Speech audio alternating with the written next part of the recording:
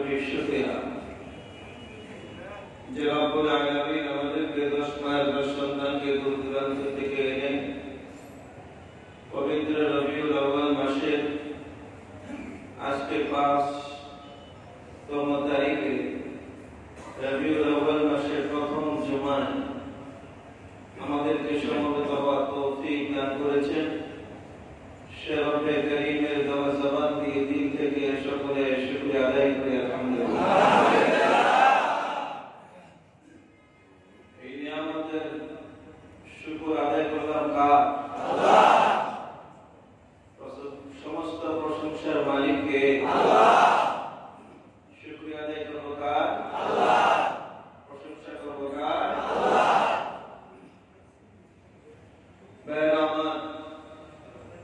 ধারাবাহিকভাবে আলোচনা চলতেছিল সিরাতুন নবী সাল্লাল্লাহু আলাইহি ওয়াসাল্লাম সম্পর্কে। আজকে পবিত্র রবিউল আউয়াল মাসের প্রথম জুমা 5 তারিখ।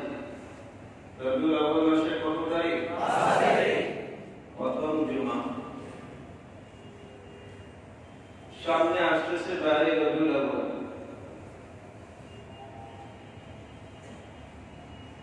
আমাদের মধ্যে ক্ষুদ্রতম মুসলমানদের মধ্যে একটি জামাত যারা 12 রবিউল আউয়ালকে ঈদে মিলাদুন নবী উদযাপন করে থাকে।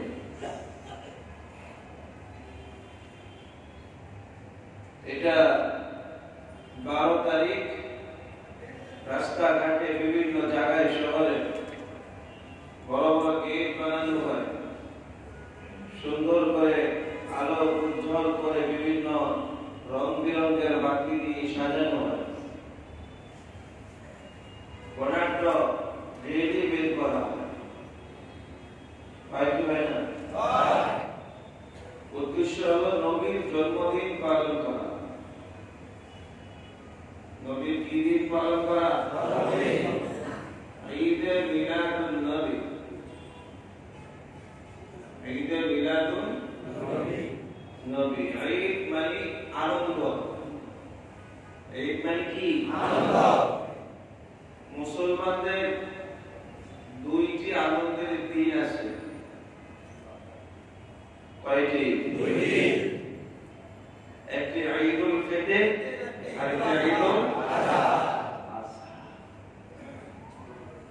এটা কোরআন হাদিস দ্বারাই সাবিত। কথা দীর্ঘায়ু হবে না, সময় কম, লম্বা সূরা তাকতিক করার সময় এখানে নাই। সোজা একটা কথা মনে রাখেন,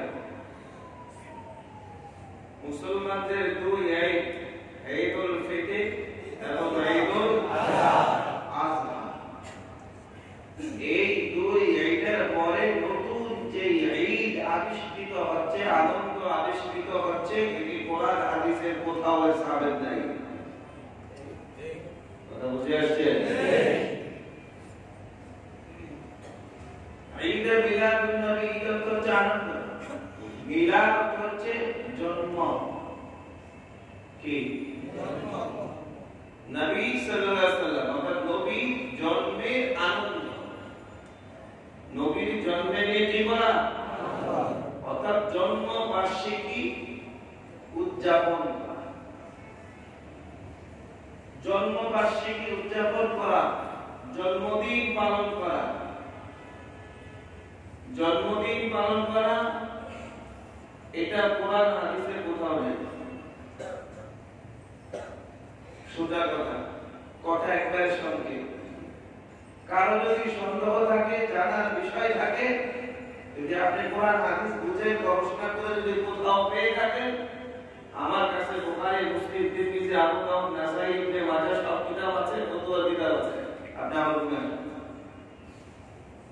মুসলমানদের জন্য জন্মদিন পালন করার কোনো বিধান কোরআন হাদিসে নাই। এই শরীয়তের বিধানের প্রণেতা তার নাম কি? মুহাম্মাদুর রাসূলুল্লাহ।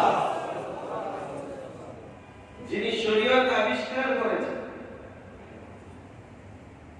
যিনি সংবিধান কোরআন নিয়ে আসছেন, যাকে আল্লাহ পাঠিয়েছেন রাসূলুল্লাহ সাল্লাল্লাহু আলাইহি ওয়াসাল্লাম, যিনি সমস্ত তাগুতকে, সমস্ত অবিচারগুলোকে, ইসলামিক কার্যকলাপগুলোকে, সমস্ত বেদাতকে যিনি দূরীভূত করে ইহদিনাস সিরাতাল মুস্তাকিম অর্থাৎ সঠিক সরল পথ, সঠিক রাস্তা, সঠিক সংবিধান যিনি এনেছেন, আজকে সমাজে তার ব্যাপারে সংবিধান, শরীয়ত, কোরআন হাদিস বিরোধী কার্যকলাপ আজকে এক শ্রেণীর মুসলমান করতেছে, কথা ঠিক কিনা? আপনারা জেনে নেন, জন্মদিন পালন করা, নবী কেন কোন মুসলমানদের উপর জন্মদিন পালন করার কোন হাদিস, মাসালা, ফতোয়া কোন কিতাবে নাই। নবীটা তো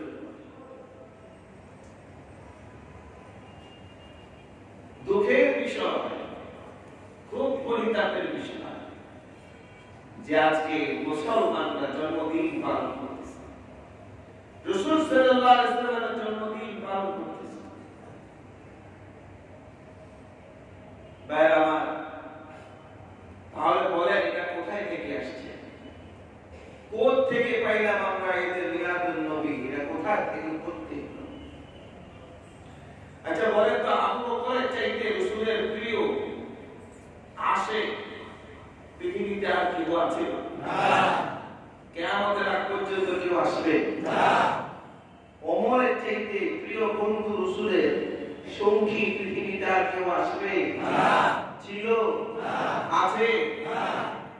ওসমান, আলী, এরকম আশারায়ে মুবাশশারা কয়জন? 10 জন সাহাবী যারা জান্নাতে সার্টিফিকেট পেয়েছেন, তাদের চাইতে আপন পৃথিবীতে রাসূলের আপন আর কেউ ছিল না।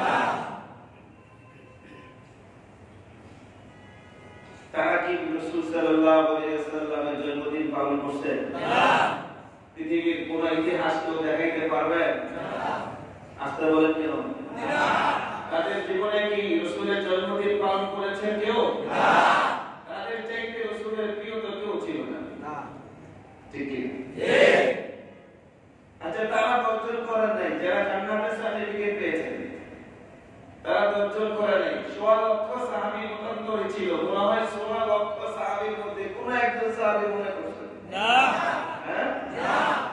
কোন একজন সাহাবীও করেন নাই? না। জন্মদিন পালন করেন নাই রাসূল? না। আচ্ছা, তাহলে সাহাবারা করেন নাই তো ঠিক আছে, তাহলে যারা রাসূলকে পান নাই, সাহাবীদেরকে পেয়েছেন, তাদেরকে বলা হয় তাবি। তাবিঈরা মনে করেছেন কোন একেবারে? না। হ্যাঁ, না। তারাও করেন না। এই তাবিঈরা করেন নাই, কাবে তাবিঈ যারা তাবিঈদেরকে পাইছে, কথা বুঝেন নাই? কাবে তাবিঈ বলা হয় যারা সাহাবীকে পান নাই, তাবিঈকে পেয়েছে। এমন একজন ব্যক্তি পেয়েছে যে ব্যক্তি সাহাবীকে দেখছে, এদেরকে বলা হয় তাবিঈ। তো তাবিঈ এদের মধ্যে কি কেউ করেছেন? না। হ্যাঁ, না। আচ্ছা, বর্তমানে বিশ্বের মধ্যে 4টি মাযহাবের প্রচলন আছে। কয়টি মাযহাব? 4টি মাযহাব। এক নম্বর ইমাম আযম ইমাম আবু হানিফা, 2 নম্বর ইমাম শাফিঈ, 3 নম্বর ইমাম মালিক, 4 নম্বর ইমাম আহমদ ইবনে হাম্বল।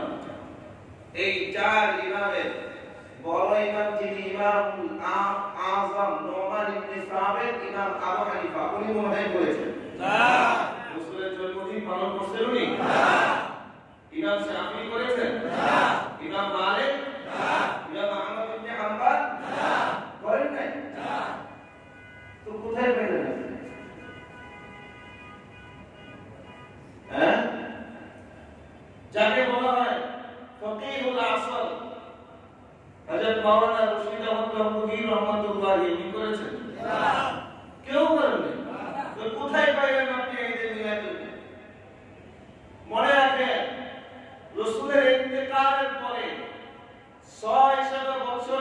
604 বছরের মধ্যে কোনো মিলাদ কিয়াম ছিল না। মিলাদ কিয়াম ছিল না। 604 বছর পরে ইরাকের প্রেসিডেন্ট বাদশা মুজাফফর ছিলেন, তার নেতৃত্বে ছোট্ট আকারে, ওই যে আমরা ইয়ানা বিসালাম আলাইকা ইয়া রাসূল সাল্লাল্লাহু আলাইহি ওয়া সাল্লাম, তার নেতৃত্বে ইরাকে তিনি একটা কবিতা আবৃত্তি করে বলছিলেন। এই 604 বছরের পরে আরো 600 বছর পরে এসে মোট হলো 1204 বছর। 1204 বছর পরে, 1204 বছর পরে এসে পাকিস্তানের মধ্যে আস্তে আস্তে এই যে মিলাদ থেকে আস্তে আস্তে ঈদের মিলাদুন নবী শুরু হলো। তার উপরে 1974 সালে 1974 সালে অর্থাৎ বাংলাদেশও স্বাধীন হল, তাই না? 1974 সালে পাকিস্তানের মধ্যে দুইজন ব্যক্তি ছিলেন।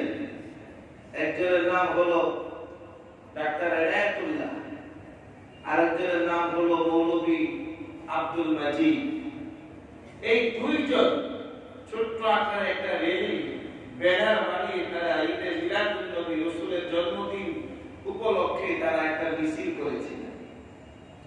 সেখান থেকে মাজার পূজারী, মাজার যারা মাজারে বিশ্বাসী, মাজারের কাছে গিয়ে যায়, বাবার কাছে গিয়ে হাত পাতে, সেই পাকিস্তানের একজন তৎকালীন ভণ্ড পীর ছিলেন, তার নাম ছিল হযরত তৈয়ব শাহ।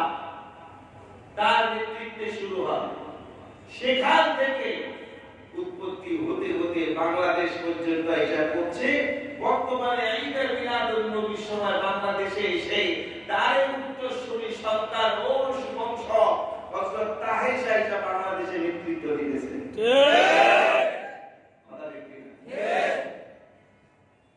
1974 সালে এটা মাত্র আবিষ্কার হলো।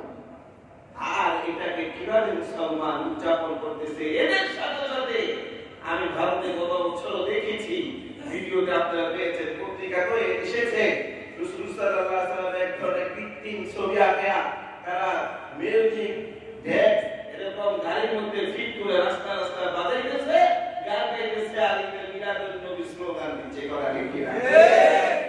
স্পষ্ট কথা, কোরআন হাদিসের কোথাও ঈদের মিলাদুন নবী নাই। আরো জোরে ঈদের মিলাদুন নবী নাই। অর্থাৎ ঈদের মিলাদুন নবী হচ্ছে রাসূলের জন্মদিন পালন করা।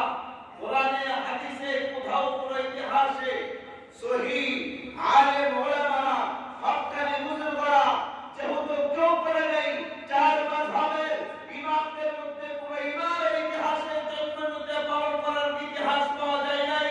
তদুপরি এই যুগে এই সমাজে যারা ঈদের মিলাদুন নবী পালন করবে তারা ইসলামের দুশমন ছাড়া কিছু হতে পারে না। নামাজের খবর নাই, রোজার খবর নাই, আপনি বছরে একবার ঈদের মিলাদুন নবী পালন করলে আপনি জান্নাতে চলে যাবেন। যাবেন না? শুধু ঈদের মিলাদুন নবী পালন করলে জান্নাতে যাওয়ার উসিলা হবে না।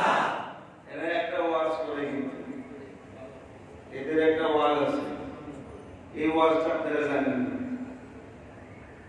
এদের ওয়াজ হলো, এরা বলে রাসূলের চাচা আবু তালেব ইয়া আবু লাহাব, নাম শুনছো তো?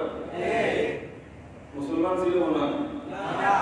ইমানদার ছিল না। আবু লাহাব রাসূলের জন্ম হয়েছে যখন তার দাসী তাকে সুসংবাদ দিয়েছিল। সুসংবাদ দেওয়ার পরে দাসীর নাম ছিল সুয়াইবা। আবু লাহাব ভাতিজার জন্মের কথা শ্রবণ করে আবু লাহাব দুই আঙ্গুল দিয়ে তাকে ইশারা করেছিলেন, যেহেতু তুমি আমার ভাতিজার সুসংবাদ দিয়েছো, আমার ভাই আব্দুল্লাহ সন্তান হয়েছে, যাও তুমি আজাদ। এই আজাদ ঘোষণা দিয়েছেন, দুই আঙ্গুল দেখাইছেন।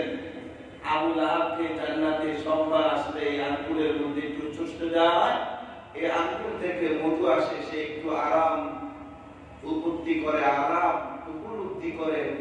আবু লাহাব যদি আঙ্গুল চুষে জাহান্নাম থেকে আরাম উপলব্ধি করতে পারে জন্মদিন সম্পর্কে ঘোষণা দেওয়ার কারণে, তাহলে আমরা জন্মদিন পালন করলে তো আমাদের জন্য জান্নাতই অবধারিত হয়ে যাবে। এই হতে পারে।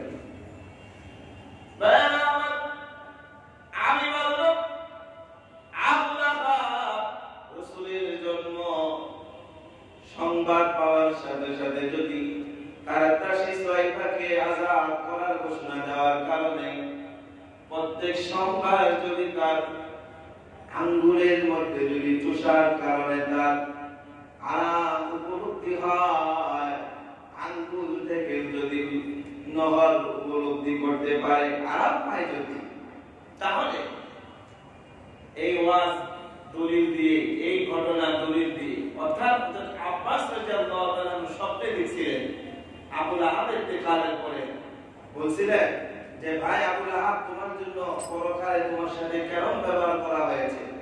আবু লাহাব বলেছিলেন যে আমার তো কোনো সওয়াব নাই, বাকিটার কথা শুনি নাই, তবে তার জন্মের কথা শুনে যেহেতু সোহাইবার আযাদ করেছিলাম, দুই আঙ্গুল দেখাইছিলাম, সেই আঙ্গুলে প্রত্যেক সোমবার আসলে আমাকে একটু চুষতে দেওয়া হয়, এই জন্য আমি ওই দিন একটু আরাম পাই, এছাড়া আমার জাহান্নাম ছাড়া কোনো উপায় নেই।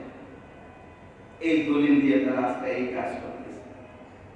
অথচ রাসূল সাল্লাল্লাহু আলাইহি ওয়াসাল্লাম যখন নবুয়ত পাইলেন, মক্কাতে যখন ঘোষণা দিলেন, ইয়া আইয়ুহান নাস কুলু লা ইলাহা ইল্লাল্লাহু তুফলিহু। রাসূল সাল্লাল্লাহু আলাইহি ওয়াসাল্লাম যখন তার আত্মীয়স্বজন কুরাইশ বংশ সবাইকে ডাকলেন, পাহাড় উপরে দাঁড়িয়ে যখন বললেন, তোমরা লা ইলাহা ইল্লাল্লাহ মানো, লা তুযাত মানা 360 মুক্তি দেবী সব পূজা ছাড়ো, আল্লাহর ইবাদত করো, এই সংবাদ দিয়ে আমি এসেছি।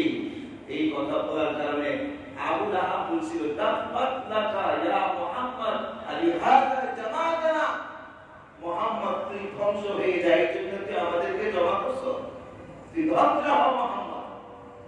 এই কথা বলছে।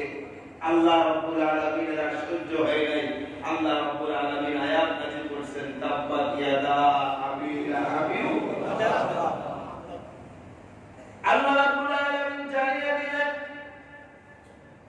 হে রাসূল, যে আবু লাহাব আপনাকে ধ্বংসের জন্য অভিশাপ দিয়েছে, আপনি সত্যের দাওয়াত দিয়েছেন, আপনি সত্যের কথা বলার কারণে আপনাকে ধ্বংসের জন্য অভিশাপ দিয়েছে, আপনি কোনো জবাব দেন নাই, আপনি নিশ্চুপ ছিলেন, নির্বিঘ্নে আপনি সহ্য করতেছিলেন। ইয়া রাসূলুল্লাহ, আমি আল্লাহ সহ্য করতে পারি নাই, আমি আল্লাহ আবু লাহাবকে ধ্বংসের জন্য অবধারিত করে দিয়েছি। যে হাত দিয়ে আপনাকে ধ্বংসের কথা বলছে, ওই হাত এবং তার স্ত্রী সহ আমি আল্লাহ তাকে ধ্বংস করে দিলাম। আল্লাহ রাব্বুল আলামিন আবু লাহাবকে ধ্বংসের সার্টিফিকেট দিয়েছে। শুধু জন্মদিনে সুসংবাদ দিলে জান্নাতে যাওয়া যায় না, কথা ঠিক কিনা? সুসংবাদ তো আমির হামজা দিয়েছিলেন। আমির হামজা যখন রাসূল সাল্লাল্লাহু আলাইহি ওয়াসাল্লামের নবুয়তি পাওয়ার পরে যখন সে ইসলাম ধর্ম গ্রহণ করে রাসূলের ছায়াতলে চলে আসছে, আমির হামজার জন্য আল্লাহ রাব্বুল আলামিন জান্নাতের পানি দিয়ে তাকে দুনিয়াতে ফেরেশতার মাধ্যমে গোসল করে জান্নাতে নিয়ে গেছে। সুবহানাল্লাহ, কথা ঠিক কি? ঠিক। বারবার বোঝা গেল যারা জন্মদিন পালন করবে, কোরআনে হাদিসে এবং ইতিহাসের কোথাও জন্মদিন সম্পর্কে কথা নাই। এই জন্মদিন পালন করা এটা একটা খ্রিস্টানিস্টিক কালচার, বিধর্মীদের বিধান। মুসলমানদের কোন জন্মদিন পালন করার কোন বিধান নাই, বলা ঠিক কিনা? অতএব যারা করবে এরা সঠিক সঠিক পথে থাকবে না ভুল পথে চলে যাবে? আরো জোরে বলেন, পথে যাবে। পথে পাবে রবিউল আউয়াল মাসে আজকে আমরা ওয়াদা করতে হবে, বারে রবিউল আউয়ালে কোনো জুসলে জুলুস অর্থাৎ কোনো আনন্দ মিছিল বের করা যাবে না, ঠিক কিনা? কোনো আনন্দ মিছিল রাসূল যে বিধান নিয়ে আসছে, যে বিধান বাস্তবায়ন করার জন্য, ইসলামকে টিকিয়ে রাখার জন্য এত কষ্ট করেছেন, ৬৩টার মতো যুদ্ধ করেছেন, এত কিছু করেছেন, পেটের মধ্যে পাথর বেঁধেছেন, ওই বিধান পালন করার নাম হলো ইসলাম, মুসলমান। শুধু ওই বিধান পালন জন্মদিন পালন করার নাম ইসলাম হতে পারে না। সাহাবীদের অবস্থা এমন ছিল, সাহাবীরা রাসূল প্রেমিক কেমন ছিলেন? এত প্রেমিক, রাসূল প্রেমিক ছিলেন। সাহাবীরা রাসূল সাল্লাল্লাহু আলাইহি ওয়াসাল্লাম খন্দকের যুদ্ধে পাথর বাঁধলেন, লাগাতার রাত দিন ২৪ ঘন্টা ১ সপ্তাহের মতো খাল খনন করতেছিলেন মদিনা শহরকে বাঁচানোর জন্য, ইসলামকে বাঁচানোর জন্য, মুসলমানদেরকে কাফেরদের বেঈমানদের হাত থেকে বাঁচিয়ে রাখার জন্য, কোরআনকে বাঁচিয়ে রাখার জন্য লাগাতার ১ সপ্তাহ ধরে দিনে রাতে ২৪ ঘন্টা খাল খনন করেছিলেন। আপনারা যারা আরব দেশে গিয়েছেন, আপনারা কি অবশ্যই দেখেছেন যে আরব দেশের মধ্যে মাটি বলতে কিছুই পাওয়া যায় না, পাথর আর পাথর, বালু আর বালু, পালাড়ি কিনা? খন্দকের যুদ্ধের সময় যেই খালটি খনন করেছিলেন ১০ হাত গভীর ১০ হাত চওড়া, ওই খাল খনন করার মধ্যে রাসূল সাল্লাল্লাহু আলাইহি ওয়াসাল্লাম নিচে পর্যন্ত মাটি পেরেছিলেন, পাথর সরাইছিলেন। সাহাবারা খাবার নাই, ক্ষুধার যন্ত্রণা সহ্য করতে না পেরে সাহাবীরা পেটের মধ্যে ছোট ছোট পাথর পর্যন্ত কাপড় দিয়ে বাঁধলেন।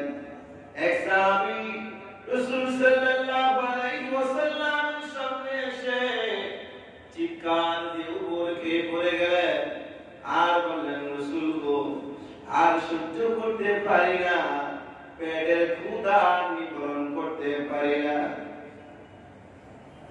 কি হয়েছে? পেটে অনেক ক্ষুধা, খাবার নাই, ক্ষুধার যন্ত্রণা সহ্য করতে না পেরে দেখেন রাসূল পেটের মধ্যে পাথর বাঁধছে, পাথর। ওই সাহাবীকে দাঁড় করাইলেন, দাঁড় করানোর পরে দেখে ওই সাহাবী পেটের মধ্যে ২টা পাথর বেঁধে রাখছে।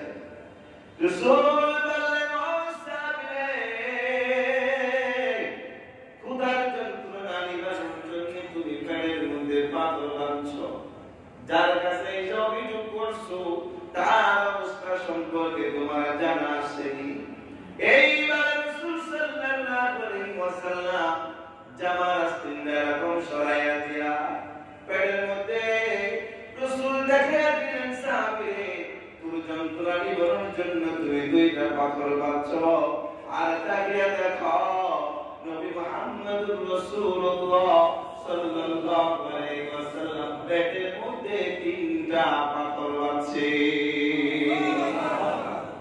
রাসূল ৩ পাথর বাঁধে রাখছে। আমার নবীর পেটে অনেক ক্ষুধা, ধৈর্য ধারণ করো, সহ্য করো, ত্যাগ করো। যদি সহ্য করে ত্যাগ স্বীকার করতে না পারো, তাহলে বেঈমানরা কাফেররা মক্কা থেকে ১৫,০০০ বাহিনী মদিনা দখল করার জন্য আসতেছে। এই ইসলাম এখানে শেষ হয়ে যাবে। সহ্য করো, ধৈর্য ধারণ করো, অবশ্যই আল্লাহ পাক বিজয় দান করবে।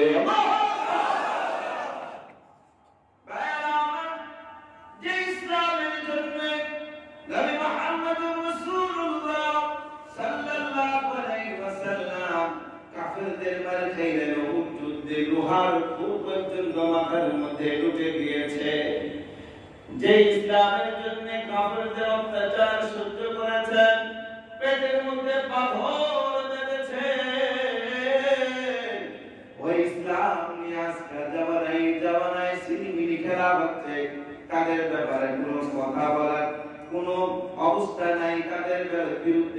কথা বলে না। আর এই জাতীয় লোকগুলো খালি ঈদে মিলাদুন নবী, মিলাদ সুন্নি সুন্নি বলে চিৎকার করে, কিন্তু ইসলাম বিরোধীদের তাৎপর্যার কোনো জবাব তাদের থেকে পাওয়া যায় না। বুঝে গেল না? নামের মুসলমান, কামের মুসলমান না। কথা ঠিক কি না? আজকে যুগে যুগে এক একটা জিনিসের পর এক একটা জিনিস ইসলামের বিরুদ্ধে আসতেছে, কোরআনের বিরুদ্ধে আসতেছে, রাসূলের বিরুদ্ধে ব্যঙ্গ চিত্র করা হচ্ছে। কথা ঠিক কি না? রাসূলকে কত অকাট্য ভাষা, আমার নবীকে চরিত্রহীন পর্যন্ত বলে গালি দেওয়া হচ্ছে। নবীকে বিরাট মুহাম্মদ বলে পর্যন্ত গালি দিচ্ছে। আজকে এই সুন্নি নামধারী মুসলমানগুলো এদেরকে প্রতিবাদ করার সময় এদেরকে মাঠে ময়দানে কোথায় একটা বিবৃতি এদেরকে পাওয়া যায় না। এরা আছে মাঝার আর মাঝার, ওখানে বড় বড় জিলাপি পাওয়া যায়, দেখে দেখে খিচুড়ি পাওয়া যায়। কথা ঠিক কি না? এরা পেট পূজারি, খালি খাইবে দিবে আর খাবে, কষ্ট করতে রাজি না। নবী যে কষ্ট করেছেন, সাহাবীরা যে কষ্ট করেছেন, জীবন দিয়েছেন, এদের কোন সমস্ত রাস্তায় পাওয়া যায় না। কথা ঠিক? এদেরকে চিনা একবারে সহজ ছিল, যার মধ্যে সুন্নাহ নাই, আমল নাই, যার মধ্যে রাসূলের সুন্নাত পাওয়া যায় না, যার জীবনটা রাসূলের সুন্নাহ অনুযায়ী জীবন যাপন করা হয় না, ওই যত উঁচাই নবী মাথায় দে, যত বড় আলখিল্লায় গায়ে দে, বোঝা গেল ওই লোকটা পরিপূর্ণ সুন্নতি হতে পারে না। ঠিক কি না? এই যে বর্তমানে নারী দর্শন হচ্ছে, আরে গোলামা যুবক বন্ধুরা মুসলমানদের প্রতিবাদ করতেছে, অনেক কলেজ ভার্সিটির ছাত্ররা পর্যন্ত প্রতিবাদ করতেছে। কথা ঠিক? আজকে পত্রিকায় দেখলাম 9 মাস ধরে একটা নারীকে দর্শন করা হচ্ছে। একবার 2 মাস পুরো 9 মাস ধরে দর্শন করা হচ্ছে। আজকে পত্রিকায় দেখলাম। কোথায় আজকে ইসলাম? কোথায় আজকে রাসূলের উম্মত? এই দর্শন রাহাজারি দূরীভূত করার জন্য দয়াল নবী কতই না কষ্ট করেছেন, সাহাবীরা যুদ্ধ করে জীবন দিয়েছে। আজকে সেই বেঈমানদের কৃষ্টি জলসা মুসলমানদের মধ্যে ঘরে ঘরে ঢুকে গেছে। আপনি যদি পরিপূর্ণ সুন্নতি হয়ে থাকে, সর্বপ্রথম তো আপনি এগুলো প্রতিবাদ করবেন। এগুলো ইসলাম বিরোধী কর্মকাণ্ড। কথা ঠিক? আর রাষ্ট্র বিরোধীও তো কর্মকাণ্ড। এগুলো তো রাষ্ট্র বিরোধী, সমাজ বিরোধী, দেশ বিরোধী। এদের বিরুদ্ধে যুদ্ধ করে জাহাদ করা প্রত্যেকটি মুসলমানের অপরাধ। কথা ঠিক?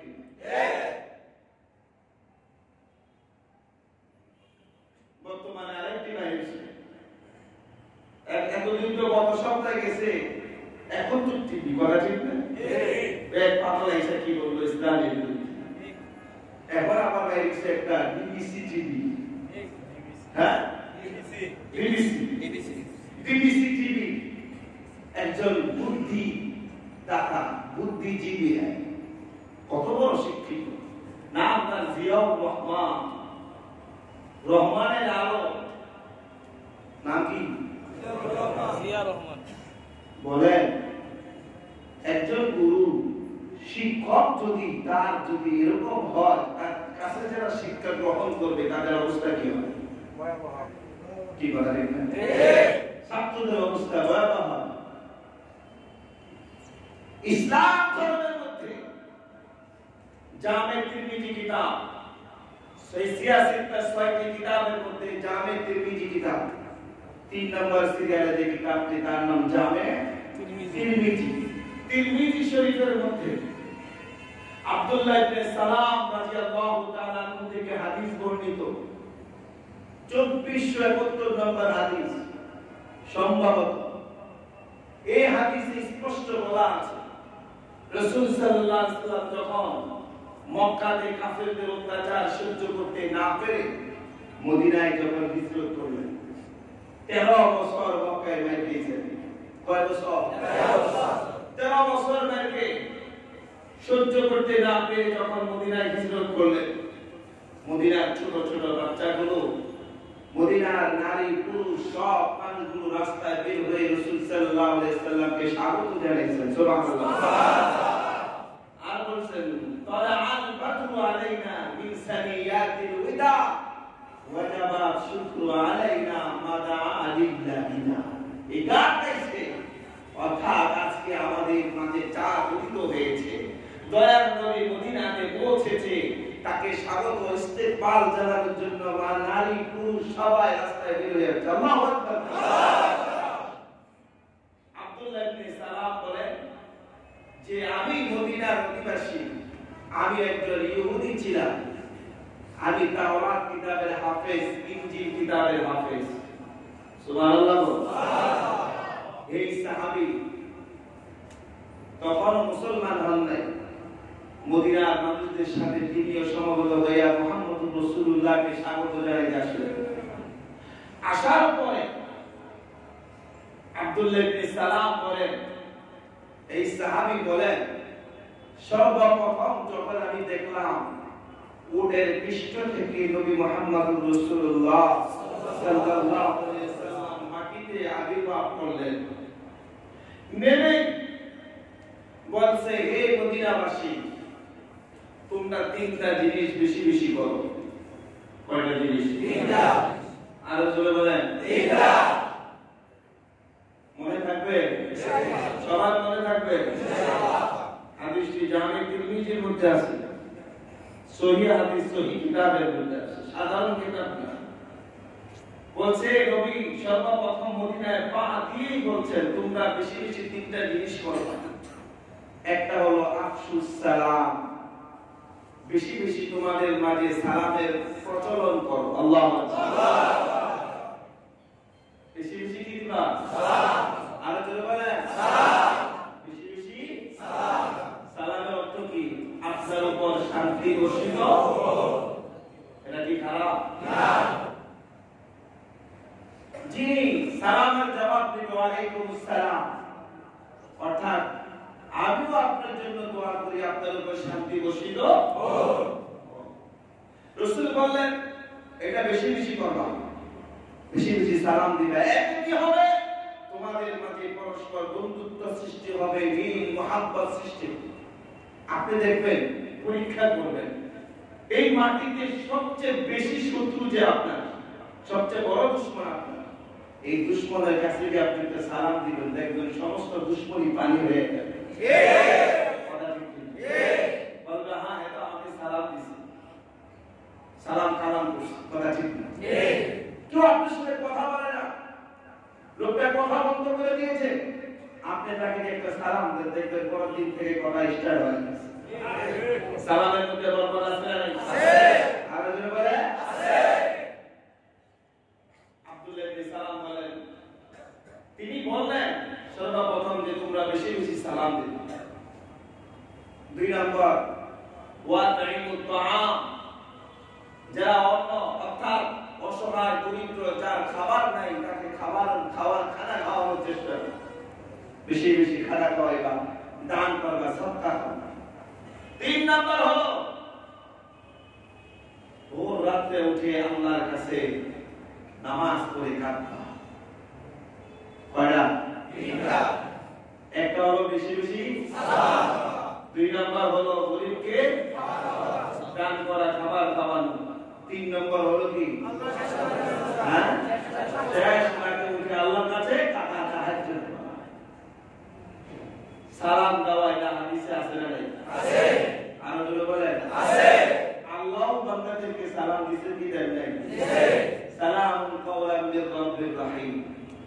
মুমিন মুসলমান যখন দুনিয়া থেকে বিদায় নেবে, আল্লাহ জান্নাত থেকে 500 ফেরেশতা পাঠাবেন, আর ফেরেশতাদেরকে বলবেন, যাও রব্বির রহিম আল্লাহর তরফ থেকে সালাম জানিয়ে দাও। সুবহানাল্লাহ। সালামটা কি শুদ্ধ হবে না অশুদ্ধ হবে? শুদ্ধ হবে। আরেকটা হাদিস দেন, কষ্ট হচ্ছে আপনাদের? না। রাসূল সাল্লাল্লাহু আলাইহি ওয়াসাল্লাম তাকে ইহুদি সালাম দিয়েছে, আসসালামু আলাইকুম। কি বলছে? আসসালামু আলাইকুম। আসসালামু আলাইকুম। এর অর্থ হচ্ছে মুহাম্মদ ধ্বংস হয়ে যায়। নাউজুবিল্লাহ বলেন। নাউজুবিল্লাহ। মা আয়েশা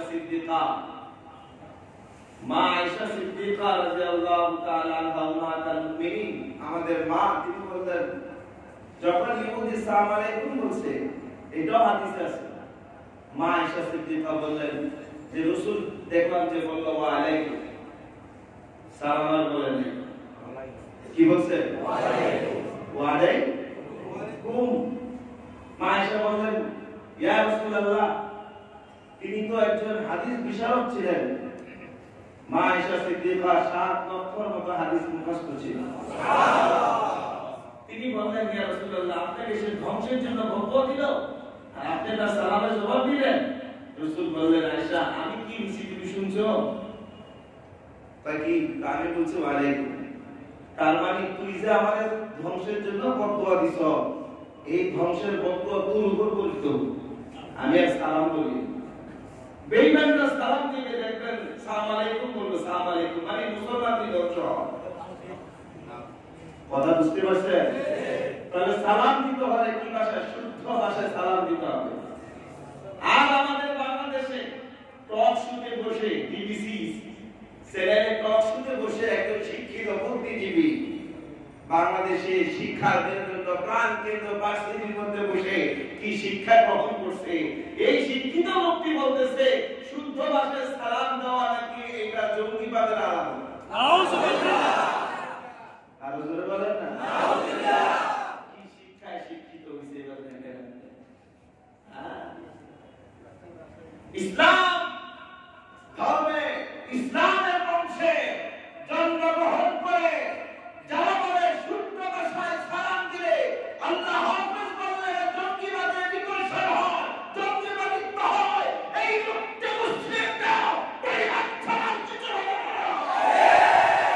এদেরকে শিক্ষা পান কেন্দ্র থেকে গান দুঃখমে বের করে দিতে হবে।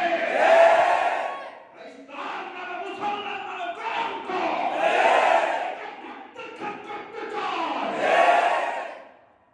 কথা ঠিক কি? তুমি সালামের অর্থটাই বুঝো না, তুমি কিসে শিক্ষিত? আমার ছেলেকে বক্তব্য দাও, এই সাহস তোমাকে কে দিয়েছে? এই শক্তি তোমাকে কে দিয়েছে? খোদার কসম, এই জবান যে রব্বে কারীম দিয়েছে তার বিরুদ্ধে যদি কথা বলো, যে কোনো মুহূর্তে তোমার জবান ছিঁড়ে দিতে পারে। এই ক্ষমতা আমার আল্লাহর আছে না নাই? মুসলমানদেরকে উস্কে দিবেন না, মুসলমান ইমানদারদের কলিজার মধ্যে আগুন লাগাইবেন না। এই আগুন যদি একবার লেগে যায়, দুনিয়ার কোন পানি দিয়ে আগুন নিবানোর ক্ষমতা হবে না। এই আগুন কখনো দুনিয়ার পানি দিয়ে নিবারণ করা যায় না। ইমানদারদের ইমানে আগুন জ্বললে পৃথিবী ধ্বংস হয়ে যাবে।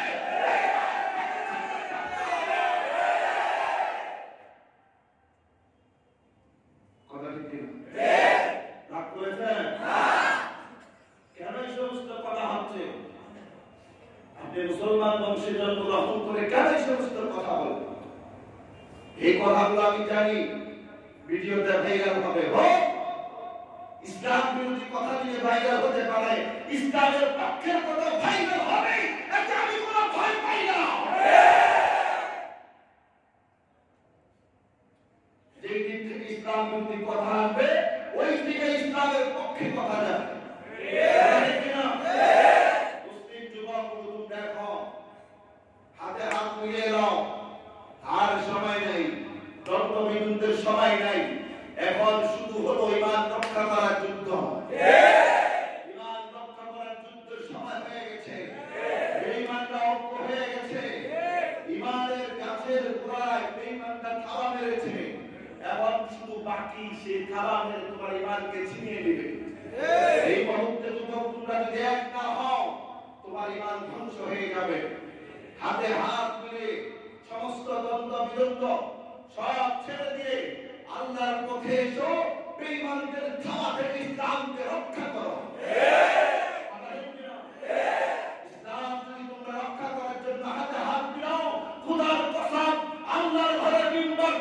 বলছি, বেঈমানরা যতই শক্তি দিয়ে আসো, সামনে থেকে আসো, পিছন থেকে আসো, ডাইনে থেকে আসো, বামে থেকে আসো, যেই দিক থেকে আসো, বেঈমান সফল হবে না, মুসলিম তুমি সফল হবে, ইনশাআল্লাহ, ইনশাআল্লাহ। কথা ঠিক কিনা? ইসলাম টিকে রাখতে হবে। আখির দাওয়ানা আলহামদুলিল্লাহি রাব্বিল আলামিন।